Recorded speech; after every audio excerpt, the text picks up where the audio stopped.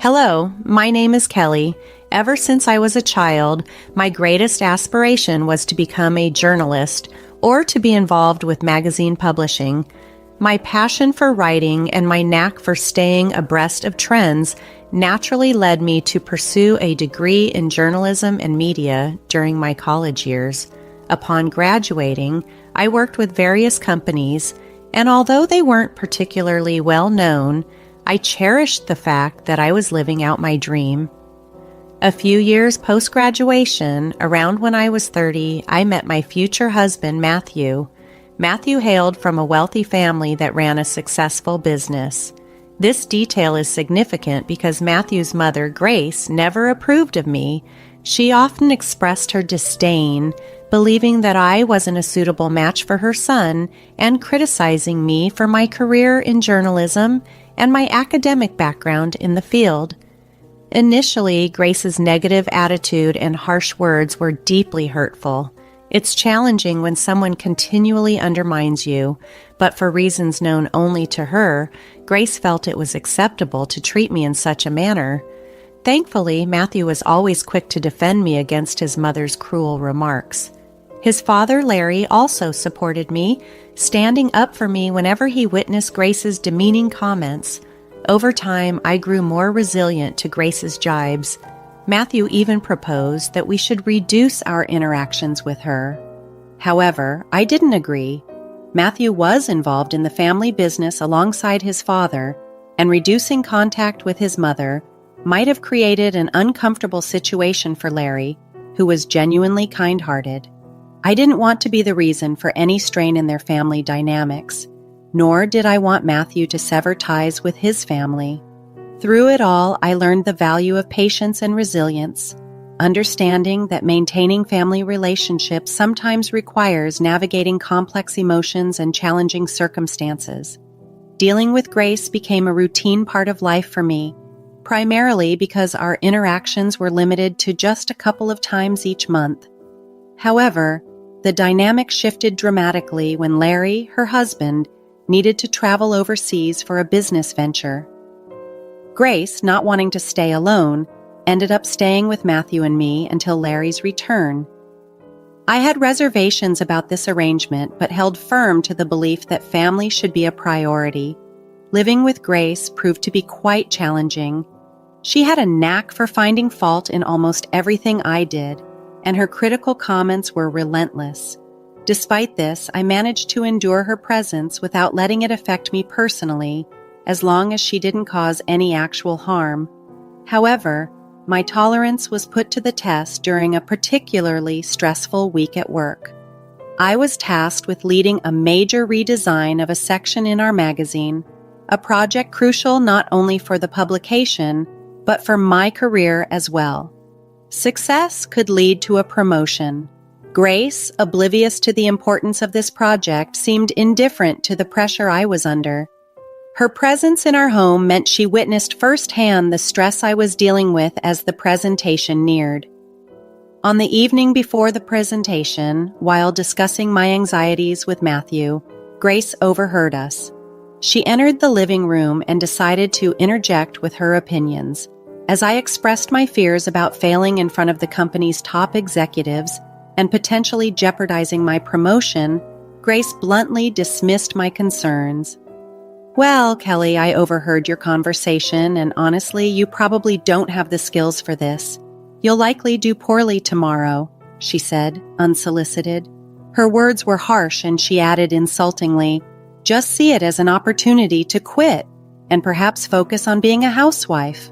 Her comment stung, revealing not just a lack of support, but a deep-seated disregard for my professional aspirations. This confrontation underscored the complexities of living with Grace and challenged my resolve to maintain harmony within the family despite our differences. Grace's remarks that evening crossed a boundary when she suggested that maybe I'd be more suitable for her son if I gave up my career. "I can't believe he married a journalist," she said disparagingly. Her words were laced with scorn, and it was clear she intended to belittle my profession and my worth. Frustrated, I responded firmly, "Mom, you're overstepping. I don't have time for this nonsense. I have more important things to worry about than your opinion of me or my relationship with your son." Grace seemed shocked by my assertiveness. "How dare you speak to me like that? So it's fine for you to insult me, but not for me to defend myself," she retorted, turning to Matthew. "Say something. Your wife is disrespecting your mother." Matthew calmly sided with me, stating, "She's just defending herself, Mom. I don't see anything wrong with it." Grace accused me of manipulating Matthew, saying, "Look how easily you turn your back on family. Kelly will regret this." Her intrusion into our private conversation and the blatant insults left me seething with anger. Matthew attempted to apologize for his mother's behavior, but I stopped him. He wasn't to blame for her hurtful words. After the confrontation, we decided to end the night and retired to bed. My mind was too preoccupied with the upcoming presentation to dwell on Grace's threat. The next morning, I arrived at work early, ready to give my presentation. However, when I opened my laptop, I was met with a heart-stopping surprise. All the files on my desktop were missing, and my laptop appeared to have been reset. Panic set in as I quickly checked my email, hoping my earlier precautions would save me. But even my emails had been deleted, including the trash. Overwhelmed and on the verge of tears, I explained the situation to my boss. His reaction was far from understanding. He reprimanded me harshly before instructing me to forget the presentation altogether. The weight of the situation was crushing, and I struggled to hold back tears, feeling both betrayed and helpless at that moment. When I discovered that my boss had a backup presenter in case I faltered, it became painfully clear that my prospects for advancement at the company were bleak. Devastated by the turn of events, I rushed home, tears streaming down my face. Matthew was still at home, and upon seeing my distress, he decided to take the day off to support me. He embraced me as I wept, and once I had somewhat regained my composure, he gently inquired about what had transpired. "What's wrong, honey? Didn't the presentation go well?" he asked, puzzled. "There was no presentation, at least not by me," I replied, my voice still trembling. "What do you mean? You put so much effort into it. You barely slept these past few days because you were working so hard," Matthew said, his concern deepening. I explained the heartbreaking situation. When I got to work, I opened my laptop only to find that everything had been deleted. "How did that happen?" he asked, bewildered. "It was both embarrassing and humiliating to have to explain it to my boss," I admitted, feeling the sting of the memory. "Didn't you back it up somewhere else?" "I did. I emailed it to myself, but my inbox and even the trash had been emptied," I explained, the frustration evident in my voice. Matthew's face fell with sympathy. "I'm so sorry this happened. What did your boss say?" "He was furious and called me unprofessional and lazy. He had someone else ready to do the presentation," I said, the bitterness hard to hide. "But you still have your job, right?" Matthew tried to find a silver lining. "Yes, but I'm stuck. There's no room for me to advance or move. I'm done here," I declared, defeated. "Don't worry, honey. You'll find a better job. I'll be here for you through it all. Just keep working here until you're ready to leave," he reassured me, his support unwavering. "Yeah, I'll give my notice now. I can't believe I worked so hard for this, and just when I was close, it all slipped away," I said, the realization sinking in. The incident left me deeply affected. I take pride in my work, and to have a project fall apart so disastrously was traumatic. Though I continued to work there for another week, my heart wasn't in it anymore. I submitted my resignation, counting down the days until I could leave. Throughout this ordeal, Grace's reaction was oddly gleeful. She once saw me in tears and made snide remarks, gloating over my misfortune. Initially, her words fueled my anger, but eventually I realized that her satisfaction with my struggles only reflected her bitterness. As I reflected on Grace's behavior, I couldn't shake the suspicion that her delight might stem from the hope that I would finally quit my job and become a housewife, or perhaps more unsettlingly, that she had a hand in the ruin of my career. The thought that Grace might have sabotaged my laptop haunted me, fueling a nagging intuition that she was involved in the disaster. Before approaching Matthew with such a serious accusation, I knew I needed concrete proof. Determined to catch Grace if she was indeed sabotaging me, I devised a plan to monitor her actions discreetly. I purchased a hidden camera designed to look like a smoke detector and installed it on the office ceiling. I synced the device with my phone, setting everything in place to capture any misdeed. The next part of my plan involved baiting Grace into revealing her possible involvement. I made it a point to appear visibly stressed and anxious around the office, hoping to draw her attention. Matthew was still at work, unaware of the unfolding drama. As expected, Grace took notice of my anxious pacing and couldn't resist inquiring. "What's wrong? Are you stressed about another project?" she prodded. Taking a deep breath, I confided in her, playing into her curiosity. "I've been given another chance to present my work, and it could lead to a raise," I shared, masking my anxiety with a hint of hope. "Oh?" Grace's interest was piqued, her tone laced with a mix of surprise and skepticism. "Yes, and I'm nervous because this is my last chance to get things right. I have to do well," I continued, watching her reaction closely. "Why aren't you telling Matthew? Is it because you're embarrassed about your job?" "No, it's not that. I just don't want to disappoint him again. Please, let's keep this between us, okay?" I pleaded, trying to gauge her response. "I'm not promising anything, but it'll be interesting to see what happens tomorrow," she replied, her words chilling. "Why do you always want me to fail?" I couldn't help but confront her. "I just think you'd be better off as a housewife. It's less embarrassing than what you're doing now," Grace scoffed, dismissing my concerns. Frustrated and needing space to prepare, I finally said, "I don't have time for this and I don't care what you think. Please leave me alone so I can practice my presentation before Matthew gets home." With that, Grace left, and I was left to hope that my hidden camera would reveal the truth behind her unsettling satisfaction. Grace's smirk as she glanced at my laptop was unsettling, and it lingered in my mind long after she had left the office. I stayed put a little while longer, finally leaving only when Matthew arrived home. Throughout dinner, Grace's occasional smirks continued, each one sending a ripple of unease through me. Later that night, after Matthew and I had settled into our usual routine of watching a few episodes of our favorite TV series, I decided it was time to check the footage from the hidden camera I had installed in my office. As we watched, the screen showed no unusual activity until around midnight. That's when Grace stealthily entered the office. I hastily showed Matthew the live feed on my phone. Initially puzzled, he soon watched in disbelief as Grace tampered with my laptop, causing it to shut off and restart. Matthew's expression turned from shock to anger as he realized what was happening.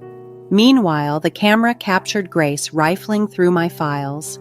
Unable to contain his frustration, Matthew stormed into the office. He burst through the door, startling Grace, who spun around, caught in the act. "What are you doing in here, Ma?" Matthew demanded, struggling to maintain his composure. "Oh, nothing really," Grace replied nonchalantly.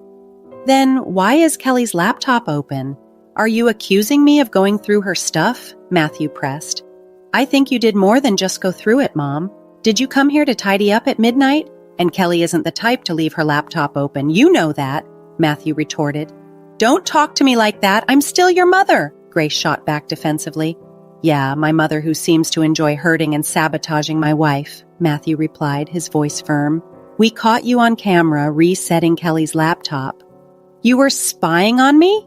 That's disgusting. How could you film me without my consent?" Grace exclaimed, her indignation feigned.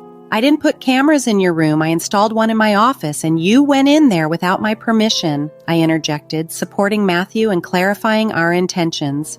The confrontation revealed the extent of Grace's interference and deceit, and it was a pivotal moment for all of us, testing the limits of familial loyalty and trust. Despite the wrongdoing, Matthew remained firm in his decision. "Even if it was wrong, it's nothing compared to what you've done to Kelly. I want you out of our house tomorrow," he declared unwaveringly. Grace protested, her voice tinged with desperation. "But I'll be all alone." "I don't care. I don't want to talk to you," Matthew replied, his mind made up. The next morning, Grace attempted to delay her inevitable departure by busying herself with breakfast preparations and washing dishes. However, Matthew was resolute. As soon as she finished, he came downstairs with her bags packed and informed her that he had ordered her an Uber. Grace pleaded tearfully for him to let her stay, a rare display of vulnerability from someone who typically induced tears in others. Matthew, however, remained indifferent to her pleas and retreated to our room. Left alone with me, Grace lashed out, accusing me of setting her up. I responded calmly, yet firmly, "If anyone should be yelling, it's me. You're lucky I haven't shared the footage with your friends and family. If they knew what you did, you'd lose them all."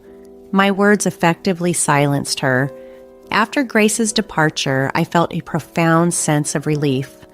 Though still troubled by my job situation, I was confident in my ability to recover and excel.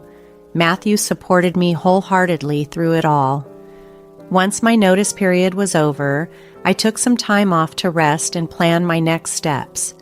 In the following months, I enrolled in courses related to different aspects of my field, focusing on a particular niche that could propel me further.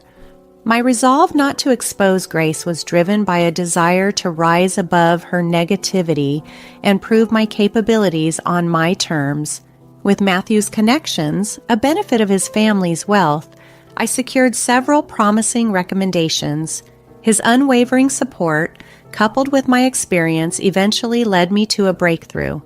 I was appointed as the chief editor at a globally recognized magazine. The work was challenging but fulfilling. Along the way, the goal of proving myself to Grace faded into the background. In fact, during those transformative months, we had no contact with her at all. My journey to becoming chief editor not only marked a professional triumph, but also a personal liberation from the need to validate my worth to someone who had doubted me. Matthew continued to maintain a professional relationship with his father, Larry, as they worked together, but we heard very little from or about Grace. Larry hinted that Grace was still harboring some resentment, though he remained tight-lipped about the specifics. Despite this, I was relieved that Grace seemed to take my warning to heart. However, I knew a confrontation was inevitable, especially when I learned that both Grace and Larry were invited to a significant company event I was attending. The party was a grand affair, attracting numerous prominent figures. Matthew and I made sure to look our best, aware that we were now both influential figures in our rights. Upon our arrival, Larry and Grace noticed us and waved us over. We approached, exchanging greetings. Grace gave me a critical once-over and smirked. "Look at you, trying to fit in," she sneered. "Ignore her, Kelly. You look lovely as always," Larry interjected kindly. "Thanks, Larry. How have you been?" I asked, trying to steer the conversation away from Grace's snide remarks. "Yeah, how's unemployment treating you?" Grace cut in, her tone sharp. "Wait, you're unemployed?" Larry asked, genuinely surprised. "Oh yeah, she messed up at her job and they let her go. I've always said she's not good enough for our son. Look at her. She can't even keep a job," Grace mocked with a malicious grin. "That's enough, Mom," Matthew intervened sternly. "Stop siding with her. It's bad enough having to see her everywhere. We wouldn't have to if you just left her like I said," Grace insisted stubbornly. "Okay, that's enough. Either you stop talking or I'm leaving," Matthew warned, his patience thinning.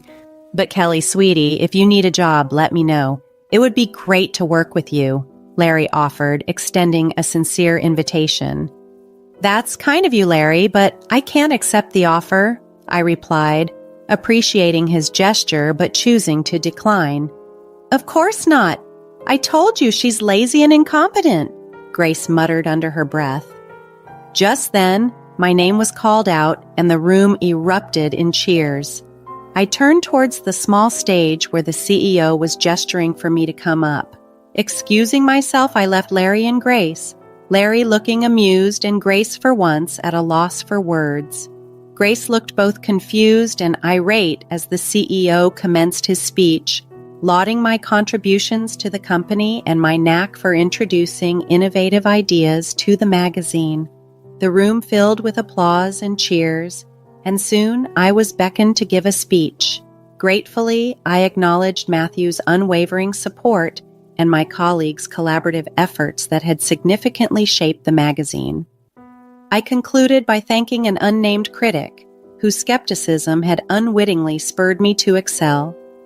As I stepped off the stage, many congratulated me and curiously inquired about the critic, but I chose to keep that detail private. I rejoined Matthew, Larry, and Grace at our table.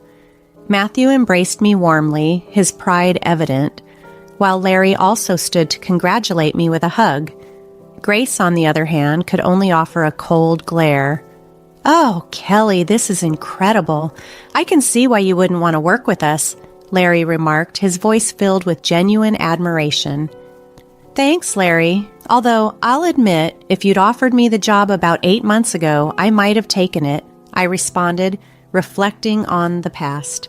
"You should have. At least then you'd be paid more," Grace retorted sharply, her tone dripping with sarcasm. "Paid more? More? I could never put a price on this," Larry quickly replied, defending the intangible rewards of my current role. "Right, she's not worth all that money," Grace scoffed dismissively. "No, I mean, I couldn't match what she's earning right now," Larry corrected, hinting at my substantial earnings. "What do you mean?" Grace asked, her confusion apparent. "Do you want me to tell her, Kelly? It might come off as boasting if I say it," Larry offered, looking at me for permission. "Kelly makes at least 6 times more than I do in her current position," Larry revealed, causing Grace's eyes to widen. "Oh, yeah, she must be making way more than Matthew or I could ever imagine," Grace exclaimed, her tone shifting from disbelief to grudging acknowledgement. "That can't be right. You must be mistaken," Grace insisted, still struggling to accept the reality. "He's not mistaken, Mom. I did mean it when I thanked you. You've been nothing but a bully to me, and I hope to see me more successful than anyone in your family stings. Anyway, I have other people to talk to. Excuse us," I said firmly, ready to move on from the negativity. "Grace, Larry, feel free to join us anytime. Goodbye," I concluded as Matthew and I left the table, leaving a stunned Grace behind. Larry chuckled and raised his drink to me as Matthew and I walked away, a gesture of solidarity and celebration. I had never felt more alive and validated. It was an incredible moment of triumph, and I was immensely grateful for Matthew's support throughout it all.